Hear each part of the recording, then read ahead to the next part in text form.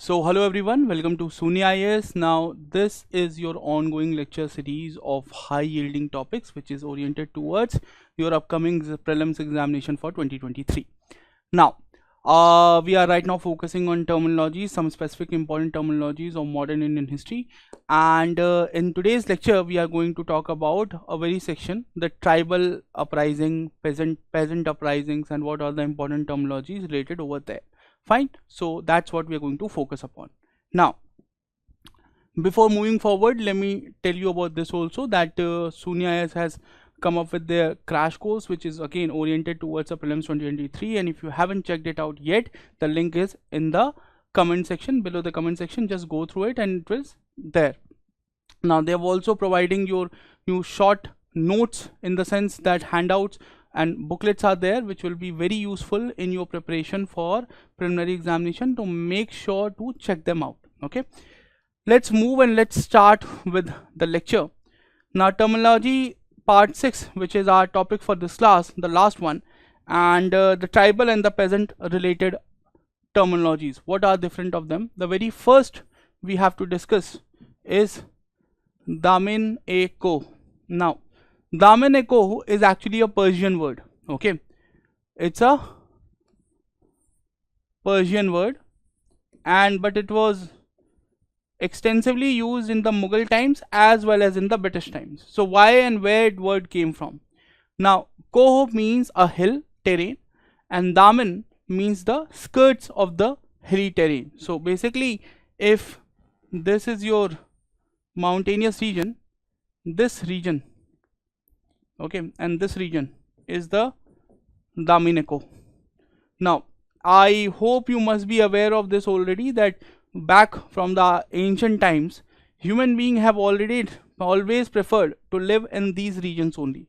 The very point where the terrain ends and the plain starts, that's where the population always have been densely populated. Where whichever in ancient history also, whichever site you will read about, the most earliest of the sites are always present next to a hill and just on the verge where the hill meets the plains. Okay, so that region. So in the region of Chota Nagpur and a nearby region, Bengal, Jharkhand nearby, you will see, okay, Rajmahal Hills, Chota Nagpur Plateau, all these areas, a huge number of tribal population lives, and this is where, when the Mughals were there, so you will see in 1517 when Akbar took over the region, he decided that not to enter or not to have they always maintain a very delicate relations with the tribals, and they decided not to interrupt their way of life, and in return the tribals never intervened in the Mughal administration, which was usually outside this territory. These territories were called as Damin-e-Koh, and Damin-e-Koh were the region from where usually the Mughals never collected the revenue. In return, the tribals never created any difficulties in Mughals, who controlled Bengal also and Bihar also, and every region beyond around it, but not this Damin-e-Koh region. But when the Britishers came after 1765, they started expanding their control, and very soon they realized that these areas, these forested territories, could be converted into farmlands if only the forests are removed and the tribals are ready to work as farmers. Now the tribals were anyway very happy, they were using the forest products and living their life, but the Britishers wanted to do farming. Obviously two things will happen. First of all, farming will increase the overall production of the crop from India, and secondly, it will also provide the Britishers the revenue, a new stream of revenue, and that is what they wanted. Now Britishers did what? In the Rajmahal Hill area, you will see that Pahadiya tribes were living, and Pahadiyas were totally against you doing any type of farming. So Britishers brought in Santhals in 1790 and throughout the 1790s, okay, from Odisha region, and then repopulated these people in this region which were earlier called as Damin-e-Koh, and allotted the piece of lands to them to do farming. Now the Pahadiyas, who were already the erstwhile living people in this region, now they were going to have a conflict with the Santhals. So they were inter-tribal warfare which started between the Santhals and the Pahadiyas in 1810, 1820s, 1830s. You will see by 1830s the demand of the Britishers was so much so that even the Santhals were not able to pay that much money, and even they revolted against the Britishers. Even they revolted against the Britishers. So that thing also you have to keep in mind. Fine. So that is another thing. And then you will see that the outcome of this revolt of 1822, okay, revolt by Santhals in 1832-33, the revolt which took place in this period led to a great transformation, led to a great change, and that change was this, that now the Britishers have to look for a way out of this situation, and they again went to the same Damine Koh concept which was used by the Mughal. So you will see in 1832-33, that period only, this region was again ascertained as Damine Koh, and the original tribals were re-allotted the land, and it was decided that you can do whatever you want, the Britishers are not going to interfere. Now the Damine Koh region in the allotted area in the British times were far smaller than what it was in the Mughal time. That you should keep in mind, but this Damine Koh was reintroduced by the Mughals. That is also true. So okay, so you should keep this thing in mind. Now another word which have also been asked in the prelims examination in one of the previous year question, and that was Ulgulan. Now what is Ulgulan? Ulgulan is a Munda word, and which actually means the uprising. The uprising.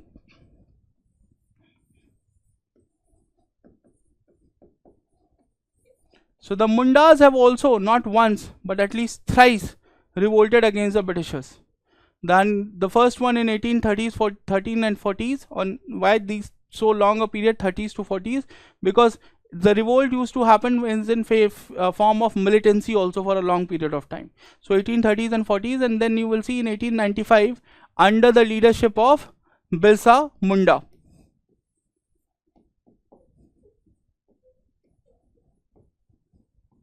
Now, when the movement was led under Birsa Munda between 1894 and 1899, Birsa Munda started leading the movement in 1894, and he was arrested and died in jail in 1899. That is one part of it. But this whole movement went on to carry on in the form of guerrilla warfare against the Britishers until 1908. Until 1908, when the something very similar on the lines of Damine Koh was done by Britishers again. Just the only thing is that in 1850s for the Santhals only, after Damine Koh in 1850, when the Santhals revolted against the Britishers, came up with the Santhal Pargana Act for them. This time they came up with Chota Nagpur Plateau, Chota Nagpur Area Act, okay, in 1908. Now this Chota Nagpur Act was oriented towards the Munda tribes and not the Santhal tribes. Here the idea was that the Mundas will be allowed to live there, do farming there, and the outsiders will not be allowed to enter in that area, or to specifically not purchase that area or land in that area from the Mundas. Okay, because usually it was thing that the tribals didn't had the understanding of the world that well, and or the world in which the Britishers worked, and therefore many a times either the Britishers or the native Indians who allied more with the Britishers went and bought the land of the Mundas, or basically other tribal people also, and that was considered a form of a exploitation. So Chota Nagpur Tenancy Act was passed in 1908. Chota Nagpur Tenancy Act was passed, and this whole uprising thing which happened is called as Ulgulan. Fine. Next one, the word in most of your text is called written as Deku. Okay, but Deku is what? Deku is nothing but Daku. Who are Daku? Nothing but dacoits. Okay, that's where the word Deku comes from. So first of all, keep that thing in mind. Now secondly, once you are done with the whole concept of Deku, now understand that the tribals used to call all the outsiders who aligned with the Britishers also part of the Deku or the Daku. So it was not only the white man who were called as the Daku, the invaders, the one who is going to loot the tribals, but even those who cooperated, those natives who cooperated with the Britishers were also called as Deku or Daku. Okay, why I am specifically mentioning this thing? Because you will see that the family of even Nawab of Bengal, basically Mir Jafar's family, after 1765, you will see they ruled for some time as Nawab of Bengal, and by 1793 their position was reduced to Raja of Murshidabad. Raja of Murshidabad.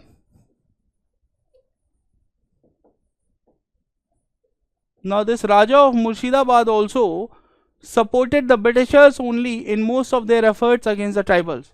So you will see, for example, in the time of Santhal rebellion of 1850s, between 1855 and 1856, Raja of Murshidabad, instead of supporting the native Indians who were the tribals, he supported the Britishers.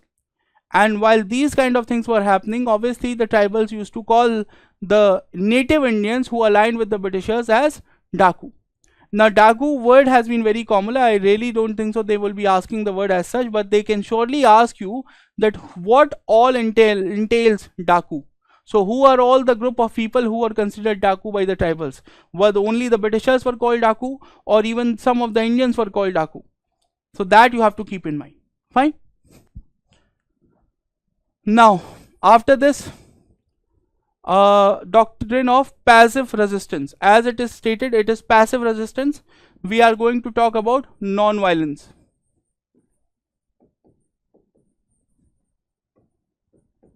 Okay, now understand this point, that initially, as of now, whatever tribal revolt we have discussed, and we see a common feature that most of the tribal revolt, first of all, was for the economic reasoning. The cause of nationalism was not that much over there. And the second point is, all of them were violent in nature. The first tribal revolt, never ever the tribal revolts initially happened that they were not violent in nature. We will see that after 1857, first the Indigo Rebellion and subsequently the Deccan agricultural riots transformed from violent revolt to non-violent approach to the constitutional means. In case of Deccan riots, we saw the DARA, the Deccan Agriculturist Relief Act, was passed in 1879, and in the case of Indigo revolt or Indigo rebellion, we'll see that a commission, Indigo Commission, was formed in 1859. But in both the cases, those revolts, these rebellions, those riots were related to peasantry, the farming community, and not with the tribals. So in the case of tribals, you will always see in the 18th and the 19th century, the fighting was violent in nature, whether it was the Santhals or the Mundas or the Bhils. Okay, but you will see in the 20th century, few of the times, or in the later part of the 19th century also, there have been instances when even the tribals opted for passive resistance. And that is why you need to know, because usually it is thought that the passive resistance idea was never going to be used by the tribals. And one of the biggest of this is the Tana Bhagat movement, which was when the Oraon population of the Chota Nagpur, somewhere around between 1914 and 1919, opted for non-violent means of approach against the British excessive demands of revenue. Okay, now these tribals were forced to pay excessive revenue because the First World War has also started, and they approached this thing in a non-violent manner. You will see by 1917, 1918, a lot of Oraon tribesmen, who were actually the one who started a Tana Bhagat movement, they were in contact with Gandhiji, and they also played a very important part in 1919 and 1920 during the non-cooperation movement. So that is why this passive resistance things has to be discussed in the tribal revolts also, because usually the passive resistance, by the word passive resistance itself you will think, yeah, basically one is talking about non-violence. So passive resistance you can always connect with Gandhiji, or passive resistance you can always connect with the moderate faction of Congress. But connecting passive resistance with the tribal community is something where people shy away, or basically they don't know that this also happened, that is also a part of it. So you should keep that thing in mind. Now Malthusian principle. Now I hope you might have heard about the Malthus and his idea, okay, that over the period of time in any place, okay, the population growth rate is always going to go beyond the crop or food production growth rate. So you will see, he explained it like this. He said that time is on the x-axis and population is on the y-axis.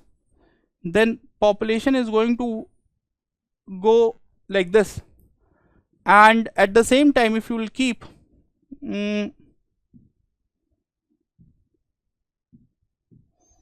other thing, that is, this is population, the food production will go like this. So over the period of time you will see that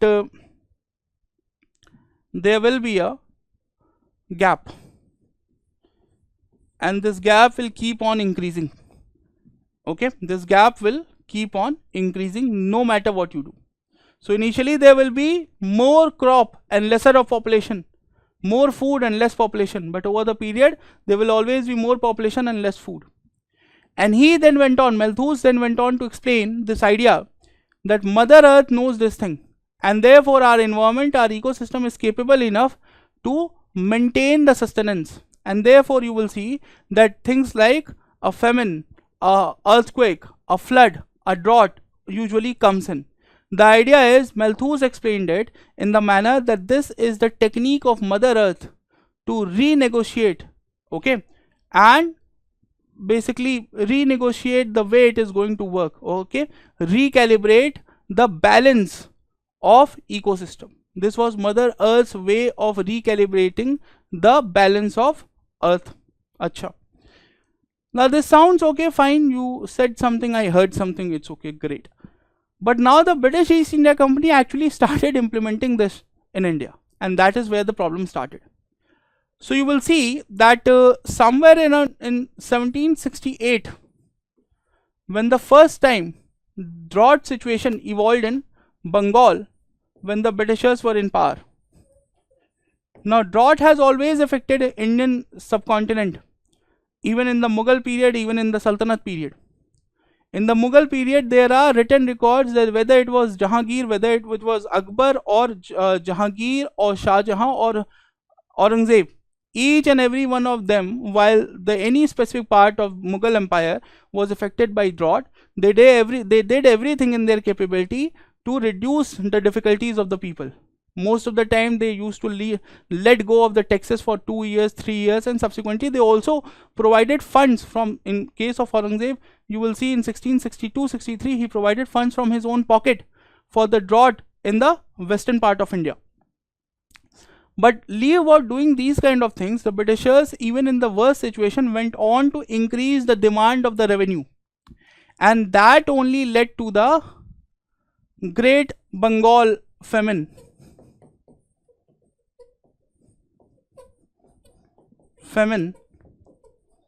Of 1770 and 1773. Now one need to understand this thing, that what the Britishers were doing was obviously abhorrent, but the only explanation they came up with, or they were using this very thing to explain they are doing, was the Malthusian principle. Okay, the Malthusian principle. And that's why this word has been used again and again. Otherwise this word you will see in your 12th standard NCERT biology book being defined, but here you need to know, because this was actually done by the Britishers in the Indian case. Now the drain of wealth theory, this has to be explained. This was a theory which was developed by no one else but Dada Bhai Nehruji.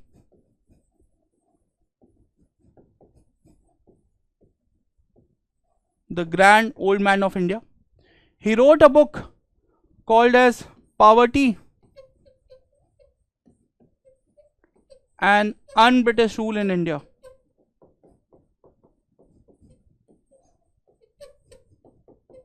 Through which he wanted to bring to the notice of the British population that the ways in which the Britishers are ruling India is un-British or basically unethical. Okay. Now in this book only, in this writing of his, he came up with this drain of wealth theory. Prior to it, he also published some of the research paper on this topic. And being an economist as he was, he explained and he gave innumerable number of examples that how Britishers are making sure that Indian wealth should be transferred to the Britishers. For this he gave more than 10 examples, but you should always remember 3 of them. And the very first one was the import-export system.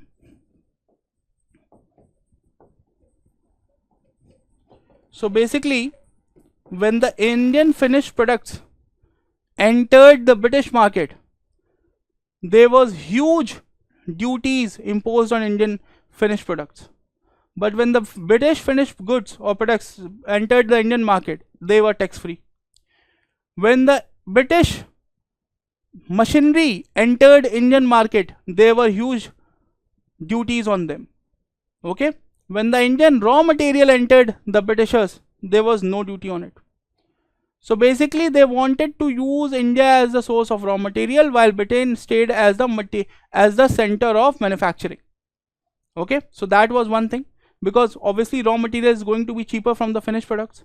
If we would have got the opportunity, we would also have made the finished products. Okay, so drain of wealth, the very first thing was done this. Then the second thing which he mentioned was the railway system. And he, and later on after him, even Tilak in front of Wilby Commission in 1895, both of them highlighted. He didn't went into front of Wilby Commission, but Tilak went. They highlighted it that how the cost of production of railway tracks in India, or making of railway or setting up of railway in India, is almost the double the cost of railway being built in Australia and America. So basically the technology is owned by a British company. The contractor is a British. Okay, it is made in such a manner just to serve the goods services and not the logistical needs of the people of India. And ultimately it will be owned by the Britishers only, the British government.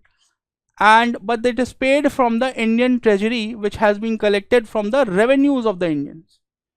Okay, so he's shown that how the railway system has been evolved by exploiting and suppressing the Indians. And the final one, which was most in news, was the salary of the employees of the office of the Secretary of State. Now you must be familiar with this thing, that there was a British, okay, the British established in 1784 in Pitt's India Act only, board of control, which used to tackle, or which used to handle all the decision making things related to East India Company political affairs. So in 1784 itself, through Pitt's India Act, William Pitt the Younger, the then Prime Minister of Great Britain, declared that company will only handle the commercial work, and for handling the day-to-day political affairs of the East India Company, there will be a board of control established, in which the majority control will be of the Crown, basically of the British government. Now that body stayed in power till 1857 or 1858, I must say, and their salary was charged on Indian Exchequer. Subsequently, that office was transformed into the office of Secretary of State, and then Secretary of State had a group of people who supported him, okay, in decision making. Basically a recommendatory body was made. The salary of this recommendatory body, the office of this recommendatory body, the office of Secretary of State, was paid by the Indian Exchequer till 1919. And this was highlighted by Dadabhai Nehruji in 1860s itself, and it was said, and he said that we are literally paying for our exploitation. We are literally paying for our exploitation. Now, it is again and again said that obviously, look, paying the salary of 100 people is not that big of a issue. Okay, a country can handle it, but the very notion, the symbolism of the thing, that we are literally paying for our exploitation, that was shown by Dada Bhai Nauroji to the Indian population. And it was this action only of his that later on you will see subsequently, as per the recommendation of Montagu, changed for reform in 1919, it was removed, and it was decided from there on the office of Secretary of State will be paid or will be maintained by the British Exchequer and not the Indian Exchequer. Fine. So these are some of the examples what he gave of drain of wealth of from the Indian side to the British side. Okay, so that you have to keep in mind. Now, I think so that will be all for this section. I hope most of the terminologies, like obviously the number of terminologies in modern history are lesser than medieval and ancient history, but still there are some of them are very good and very important, and I hope you must have understood a bit. In the coming time, we will be coming up with more lectures on various enactments, various laws which Britishers made in India, and also the set of committees and commissions which the Britishers established in India. Their name, their function also needs to be remembered. So we'll, in the coming time, those classes will also be coming in, and then immediately before the examination, we'll also I'll make sure that we'll discuss all the wars which took place in the 18th century. So basically all the wars which Britishers fought to bring themselves into power in India, we'll also talk about them in this manner only. Okay, make sure to like this video, make sure to share with other friends of yours who are watching and who are appearing in the examination. That will be all for this session. Have fun. Thank you.